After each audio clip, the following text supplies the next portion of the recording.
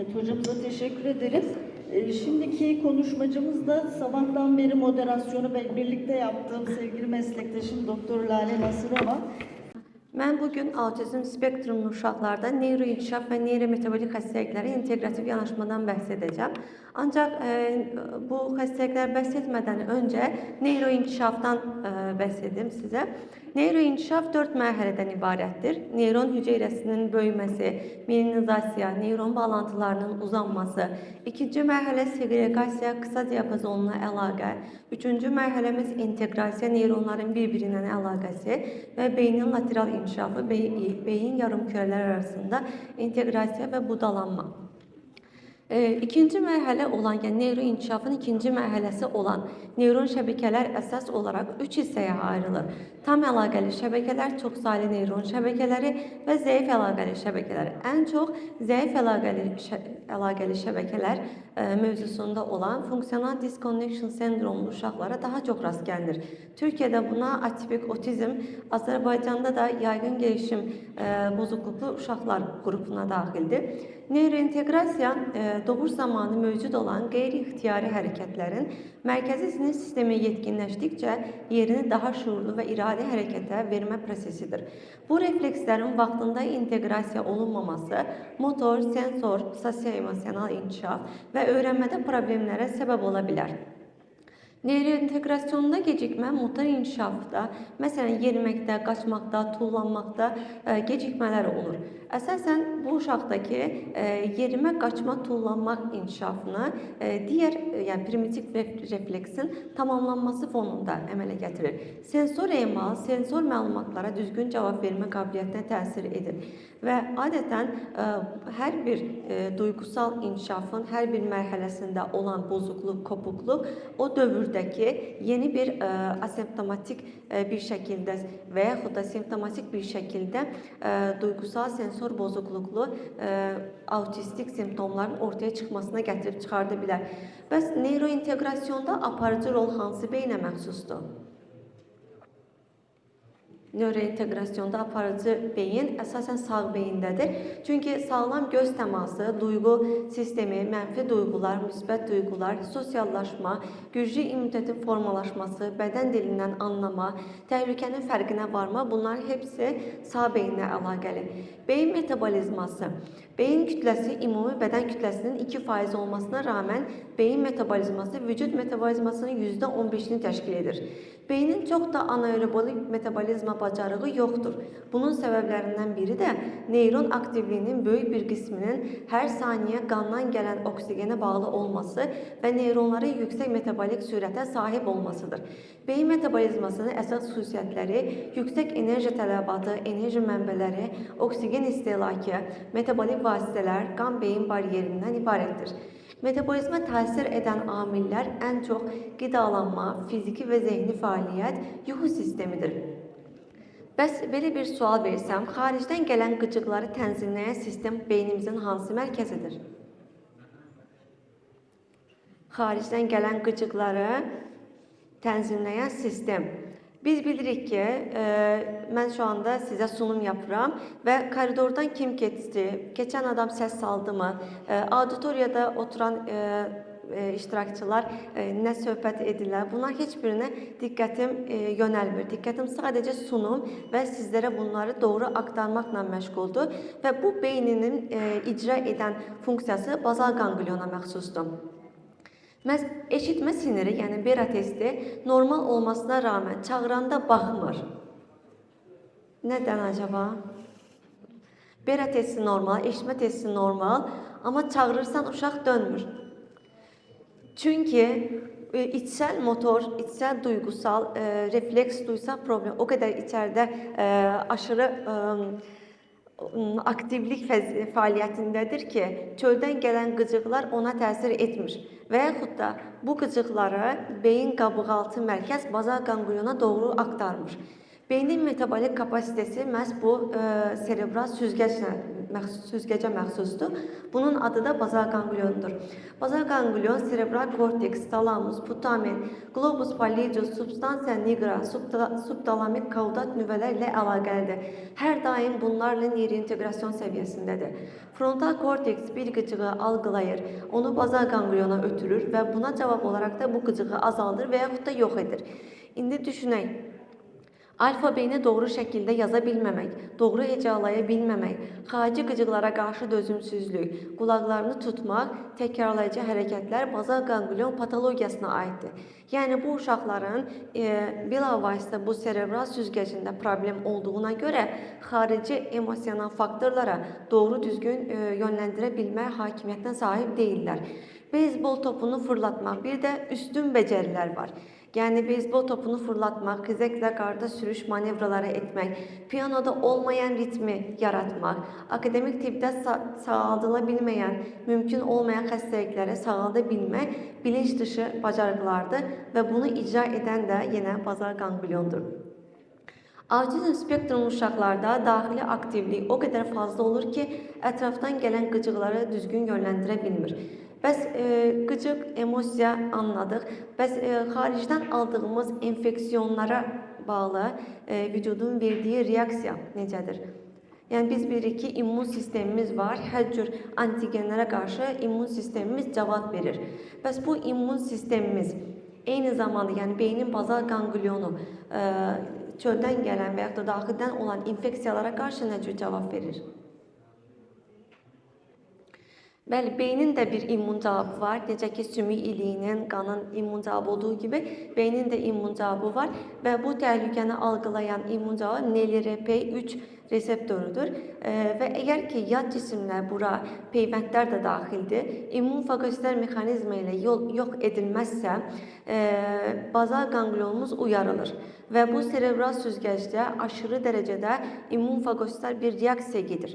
Və ona görədir ki, əslində bizlər peyvənddən deyil, peyvəndə qarşı bədənimizin, beynimizin verdiyi immun cavabdan aşırı makrofag aktivasyon sistemə sahib olduğumuzdan dolayı həyatımız yəni çox ciddi risk altına girir. Bu hüceyrə dediyimiz kimi mikroglial hüceyrədir. Mikrogliya demək olar ki, immun cavab verən ən önəmli beyində olan hüceyrədir. Sadəcə immun sistem görevini yapmır, həm də proqramlanmış beyin hüceyrə ölümündən tutmuş, digər sinir hüceyrələri ilə əlaqəsi və yaxud da kanser hüceyrələrinə qarşı da beynin verdiyi cavab hər türlü immun adaptogen və eyni zamanda inhibitor hüceyrəyə sahibdir. Purinerjik siqnallaşma çalışmazsa nə baş verə bilər? Vücudumuzda 100 trilyonlarla və daha fazla olan hüceyrələr var. Bu hüceyrələr bir-biri ilə hər daim purinerjik siqnallaşma ilə əlaqəlidir. Xarici mühitdən ATP, yəni adenozin trifosfat, adenozin kimi purin nükleotidləri istifadə edərək hüceyrələr bir-biri ilə əlaqə saxlayır. Sinir sistemləri, yəni astrosit və mikrogliya arasında qarşılıqlı əlaqədən tutmuş immun cavab və iltihaplanma, hüceyrənin həyat dövrü məhz bu purinerjik siqnallaşma ilə əlaqəlidir. Vücud bariyerlərindən autistik spektruma gedən yol. 3 yaşın altında əgər uşaq tez-tez poliklinikaya tanzillit, rinit, otit, enterit, kolit, bronxit şikayəti ilə baş vurursa, bu uşaq gələcəkdə autistik spektruma adaydır. Anada autoimmun xəstəliklər körpədə neyrometabolik disfunksiyaya səbəb ola bilər. Autizmin genetik xəstəliklərlə əlaqəsi daha öncə sonuncuda söyləmişdim. Erez Lieberman dərc edilmiş məqaləsində bildirib ki, biz sadəcə genetik və genetik mutasiyalara baxırıq, ancaq epigenomlara baxmırıq və bu yüzdəndir ki, bir çox məqamları qaçırırıq. Bağırsaq mikrobiyatası nədən çox önəmlidir? Bədənin immun hüceyrələrinin 70-80% bağırsaqda toplanır və bu bağırsaq boyunca neyrotransmitterlər istehsal edən 100 milyondan çox neyron var. Bədənin ümumi serotoninin %95% bağırsaqda yerləşir. Bundan dolayıdır ki bizim bağırsağımız sağlıklıdırsa biz mutluyuq. Təxminən 100 trilyon və daha fazla bakteriyaya sahibik ki, məhz bu mikrobiyata beyin sağlığı üçün çox önəmlidir. Patofiziologiya əslində uşağın sağlamlığı ana qarnından hesablanır. Əslində bu hamiləlik öncəki ananın sağlamlığı burada tam olaraq soruşturulmalıdır. Çünki ananın xroniki xəstəliyi varmı? Hamilə qalmadan öncəki ananın sağlıq durumları, nə cür həyat tərzi keçirdir, qidalanması necədir və s. ki, bu ananın həyat şəraiti onun epigenomlarına təsir edir və bu epigenomlarının təsiri nəticəsində fetus formalaşa bilir. Uşağın allergik xəstəlikləri, tez-tez təkrarlayan bronxial ataklar, qəbul etdiyi inhalyasyon kortikosteroidlər uşaqda mTOR reseptorları və bunun da üzərindən sinaptik pürülingi pozaraq autistik spektruma səbəb ola bilər. Autizmin MRT-dəki rolu eyni zamanda cerebellumda kiçilmiş, korpus kallozumun arxa yapısı incəlmiş və bazal ganglionda böyümüş bir MRT görməkdəyik. Yenə Dartmouth Autism Research Institute Üniversitesində MRT spektroskopiya bizə qaba və glutamat səviyyəsi haqqında dolğun bir fikir verir. Bu tablo mənim bütün oxuduğum məqalələrin bütün yığcamlaşdırılmış bir formasıdır. Yəni autizm spektrum pozğunluğu uşaqda sadəcə infantı deyil, ana sağlığını, ata sağlığını, genetik faktorlarını, autoimmun səviyyələrini, mitokondrial, immun və s. araşdırmamız gerekir. Bəs autizm spektrumlu uşaqlarda bilirik ki, belli bir qalıq var, DSM protokoluna əsasən diaqnoz qoyulur və şikayətlərə və simptomlara görə diaqnozu kəskinləşir. Ancaq bunun bir də neyrometabolik araşdırması var. Anamnez çox önəmlidir. Yəni uşağın həyat hekayəsi, MRT və EEG göstəriciləri sabahdan bəri hocalar da sunum yapmışdı. Organik turşular, B qrup vitamin səviyyəsi, neyron spesifik enolaz, amonyak səviyyəsi, laktat, piruvat, hemogram, autoimmun beyin paneli, qanın biokimyəvi analizi, qan qazı, periferik yayma, amin turşular, mikrobiyata analizi, bunların hər birində bir göstərici autistik spektrum pozğunluqlu uşaqlarda çox önəmli dəyərlərdir. Mən sizə vakanı təqdim edəcəm. Uşaq mənə 5 yaşında qəbul olmuşdu. Agresiv, hiperaktiv və abizol adlı dərman qəbul edirdi. Və bu dərman qəbul etməsinə rağmen çox ciddi dərəcədə diqqət dağınıqlığı və davranış problemləri vardı. Neymiş? İstiyorsan da kazanma. Bak, böyle göster. Oy çok kazan. Ne var? Düz koyayım. Böyle göster kazan. Gördüyümüz kimi ciddi dərəcədə diqqət dağınıqlığı, konuşmada gecikmə və çətinlik, çox qısa sürəli sözlər, yəni qısa sözlərdən ibarət sözlər istifadə edir, özünü anlatmada çətinlik çəkir və uzun sözlər və cümlələr qura bilmir. Ana sağlığı, ana hamiləlik öncəsi sağlıqlı, ata sağlığı normal, amma ata tərəfdə tiklər hekayəsi olan bireylər vardır. Eyni zamanda uşaq 38 həftədə acil olaraq cift dek olmanın səbəbilə təcili kesərlə doğulub. Fizioloji sarılıq yoxdur, ana südü 8 ay alıb, əmmə gücündə zəiflik olub, yəni çox çətinliklə əmə bilib, əzələ boşluq olub və gecələr narahat yadıb. Ananın bildirdiyinə görə uşaq 8 aya qədər sürekli bir narahatçılıq və gecə yuxusunda çətinlik olub. Göz təması 1 yaşına qədər gedib gəlirdi. Gah göz təması var, gah yoxdur. 3 aylığında qığıldaması vardı, 4 aylığında dönmə vardı, 6 aylığında dəstəkli oturub, 7 aylığında dəstəksiz oturub, 8 aylığında iməkləyib və 8 aylığından etibarən ciddi hiperaktivliklə qarşılaşıblar.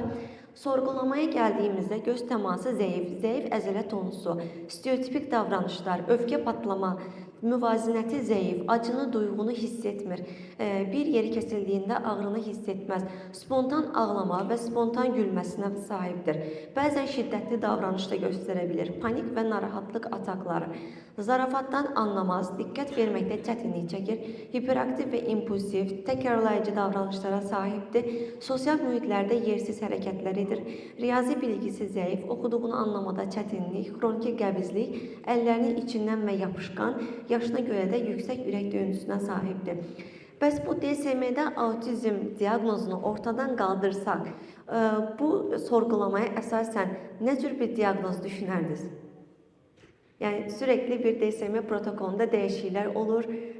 Autizm veya autizm spektrum, Asperger sürekli bir diagnoza. Bir gün FDA onay versə, Amerikan Psikiyatri Akademisində autizm diagnozu ortadan qaldırılsa, nə diagnoz düşünərdiniz bu cür simptomlara sahib olan uşaqda? Serebral palsi. Başka? Ha? Bəli, autoimmun bazal ganglion xəstəliyi. Doğru, təbrik edirəm doktor. Gələcəkdə belə olacaq. Autizm diaqnozu olmayacaq, autoimmun bazal ganglion sindromu olacaq. Daha önce de doktorumuz bəhs etmişdi. Bu uşaqlarda primitiv refleksləri yoxlamaq çox önəmlidir. Çünki bu uşağı ilk dəfə müayinə etdiyimdə palmar refleksi hələ də qorunurdu. Və bu tür uşaqlarda zəif qələm tutuşu, zəif incə əzələ nəzarəti, zəif incə motor bacarıqları və düşüncələrini kağıza tökməkdə çətinlik çəkirlər. Aktiv moro refleksi bu uşaqda hələ də 5 yaşına gəlmiş və moro refleksi aktiv idi. Məhz buna görədir ki, o asanlıqla diqqəti yayınır, dürtüsel və aqressivdir, sosiallaşmada çətinlik çəkir, qəzəb və emosional patlayışlara sahibdir. Aktiv tonik labirint refleksi, bu refleksin aparılmasını zaten bilirsiniz, koordinasiyasını sağlaya bilmir və diqqəti cəmləməkdə çətinlik çəkir. Bu əslində bu uşağın görüntüləridir, amma müalicədən sonra, çünki müalicə öncəsində heç bir pozisiyasını tuta bilmirdik. Aktiv tonik boyun refleksi bu zamanda eğer primitiv refleks kalıcıdırsa postür zayıflığı, ayaklarda W mövqeyində oturur, hipotonistesi, zayıf göz koordinasiyası, dikkat problemi vesaire. Aktiv asimetrik tonik boyun refleksi, yöndəmsiz yürüyüş, məktəbdə dərslərdə davranışda çətinlik, göz, qulaq, ayaq, əl hakimiyyətində asimetrik, dərin qavramada çətinlik vardır. Aktiv qalant refleksi, hiperaktivlik, paltar geyinmədə sevməz, qıcıqlanma hiss edir, sanki bədənində qarışqa qaşınır gibi, duruş problemləri, xroniki həzm problemləri və fizyoloji likiqat bunlarda uzun sürür. Bu Amerika'da yapılmış bir çalışmadır. ADHD, yəni diqqət eksikliyi, hiperaktiv bozukluqlu uşaqlarda asimetrik tonik boyun refleksi və simmetrik boyun tonik refleksi hələ də geçməmiş olur. Və anketə əsasən uşaqda sorğuladığımızda sağ beyin 36 bal, sol beyin isə 26 bal almışdı. Leyla, bu ne şekildir? Bu şekil ne şekildir? Alma, ansert mi başlıyor? Leyla, bu ne şekildir? Bayrak ansert mi başlıyor? Aferin. Leyla, bu ne şekildir? Leyla. Leyla korktu. Yani çok kısa sürede odaklanabilir. Yani maksimum 3 dakika, 3 dakikadan uzun süre derse odaklanabilir. Bu mualiceden 2 ay sonra da. Ulan ne şekil diyorsun sen orada? Nerede o Leyla? Narıncı bir yerine bir işine değilsen. Yok, bak elime gel. Narıncı, na. Neredeysen birinci? Nu dedi yoksa A dedi mi? Leyla, dikkat önemliye bak. Kuzu, önemliye bak. Na. Ne diyeyim Leyla? Mene bak Leyla, önemliye bak. Narıncı. Yani diqqətini toparlayabilir. Yani 2 ay sonraki müalicə, ancaq hələ də dürtüsəllik, yerində otura bilməmə vardı. Müayinənin ilk başta qaranın sahə mikroskopiyasına geçirdiğimizde hücreler çok yapışık, perfuziyası bozuk, asitliği yüksek ve çok sayıda kristallara sahipti. Yani hücrelerin oksigenizasiyası çok bozulmuştu. Və biz bu uşağı pediatriyada inteqrativ müalicəyə aldıq. Öncə bədəndə təmizlik yapdıq. Yəni toksinlərin təmizlənməsi, mədə bağırsaq sağlığı, çünki xroniki qəbizliyi var idi. Nutrisional qidalanma, sürekli bu uşaq paketli qidalarla bəslənirdi. Neyrometabolik balansını stabilləşdirdik və terapevtik və inkişaf etdirici metodikaları da yanaşı getdi, təlimləri. Və pediatriyada inteqrativ müalicə dediyimizdə ən önəmli bütüncül yanaşmadır. Yəni bunu dediyimizdə uşağın orqanizmasında az öncə araşdırma analizlərimizə əsaslanaraq hansı problemlər var? Məsələn, bu uşağın qanda plazma amin asid düzeyində ciddi dərəcədə, mən onu ekləmədim, triptofan, serotonin eksikliyi vardı. ADHD qruplu çocuklarda çoğu zaman triptofan, yəni serotonin eksikliyi görülür. Məsələn, bunun tənzimlənməsi üçün bağırsaq mikrobiyotası çox önəmlidir. Diyeta terapiyası da turşu qələvi mühitinin balanslaşması, ortomolekulyar terapiya, plastisitəyə yönəlik epigenetik müalicə, psixi inkişafa yönəlik terapiyalar və kök hüceyrə müalicəsi hocalarımız danışmışdı. Bu da müalicədən 2 ay sonraki qaranlıq sahə mikroskopiyası göstəricisi. Yapış-yapış olan hüceyrələr indi daha aralanmış. Təbii ki, bu da mükəmməl deyil. Ən son versiyasını hələ yapmamışıq. Amma hüceyrə oksigenizasiyası mümkün daha gözəl olduğuna görə uşağın diqqəti daha iyi oldu. Bu sadece danış. Təklif geçerli burada. İmpulsiv davranışları azalıb, odaklanması artıb. Və burada ne oldu? Aha. Danış.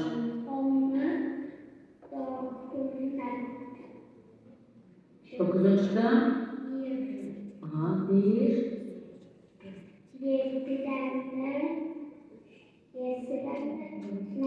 Və abizolu buraxmış durumdadır. Artıq abizolu buraxmışıq.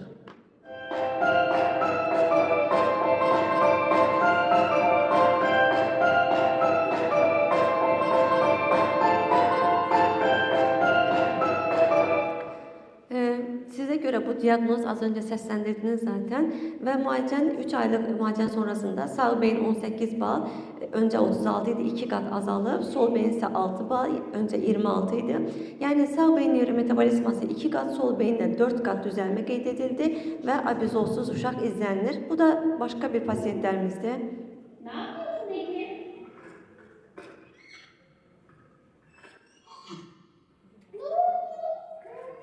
En azından kapanmıyor. Kutusuna koyunca üstünde duruyor. Deneyebilirsin. Evet. Ben sana yardım ederim.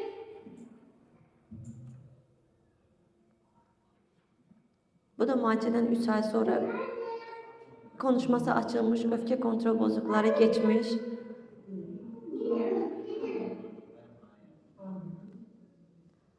Bu da bize haricdən başvurmuşdu bu uşaq.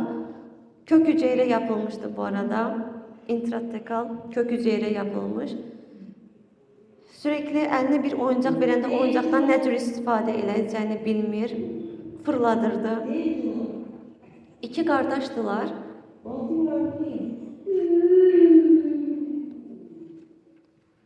Ve bu uşaq oturmasını bile bilmir. Sürekli yerlerde bir şeyler arıyor.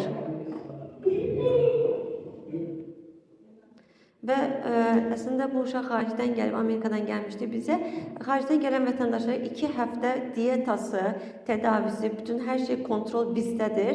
Və ona görə də bütün kontrollar bizdə olduqdan sonra, ciddi nəzarət olduqdan sonra 2 həftə sonrasında böyük bir möcüzə ilə qarşılaşdıq. Uşaq artıq masada oturur, oyuncaqları fırlatmır, eşleşdirməni bacarır. Bundan əlavə parmaq ucunda gəzirdi və bir neçə ay ayaq ateldə qalmasına rağmen yenə də ateldən çıxdıqdan sonra parmaq ucunda gəzirdi. Amma 2 həftədə artıq ayağını yerə qoya bilir.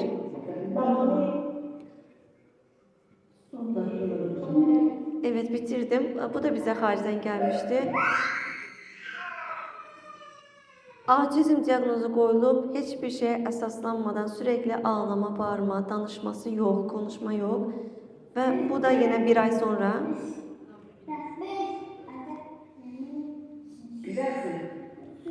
Bu bu uşağın da yine kroniki ishalı vardı. Yani ciddi mikrobiyata bozulması vardı. Bu uşağımızda 7 yaşında ciddi inkişaf ləngiməsi, hiperaktivlik, nitqi yox. O uşağın da sunumunu yaptık, artıq məktəbə gedir. Bu uşağımız da yine autizm ön diagnozu almıştı. 5 yaşında bize müracaat etmişti. Artık məktəbə gedir.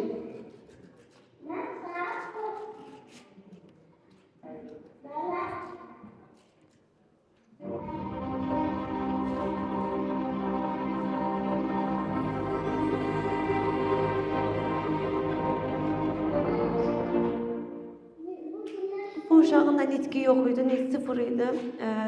Yəni autizm hiperaktivlik və bu uşaq 3 ay sonrasında möcüzə ilə qarşılaşdıq gerçəkdən və artıq məktəbə gedir. Bu uşağımız da yine 4 yaş yarımda bize müracaat etmişti.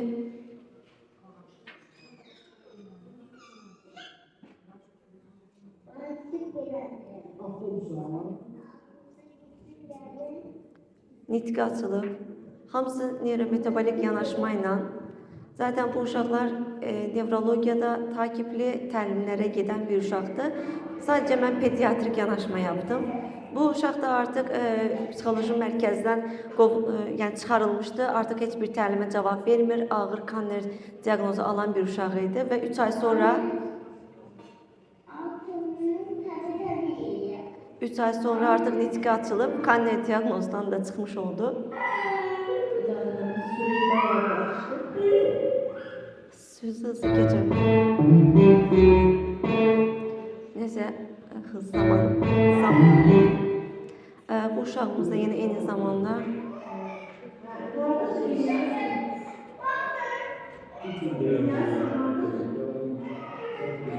bu uşağı toparlamak biraz çətin oldu çünkü ciddi metabol problemi olduğuna göre 6 ay sonra müalicəyə cavab verdi ve artık məktəbə gedir. Ve sonunda Norveç'te atasözü ilə bitirmək istəyirəm. Bilirsiniz ki, Almanya'da çok büyük bir 41-45 müharibəsi olmuştu ve Alman sərkərdələri Mustafa Kemal Atatürk hocasına yaxınlaşarak demişlerdi ki, artık teslim olmalıyıq. Çünkü yapacak hiçbir şeyimiz yok. Silahlarımızda kurşunlar bitip teslim olmalıyıq. Ve Atatürk de o zaman dedi ki, bilirəm, çok çətin durumdayıq. Artık elimizde bütün fürsətlər bitib. Ancak bunun mutlaka bir yolu vardır ve ben o yolu bulacağım. O yüzden de Norveçli atasözüne dönmüştü. Her zaman her şeyin bir yolu vardır düşüncesiyle hiçbir ümitsiz şekilde gelen valideyni ümitsizce geri göndermeyin. Mutlaka bir sebebi vardır ve yolu vardır. Çok güzel bir sunumdu. Teşekkür ederiz Lale Hanım'a.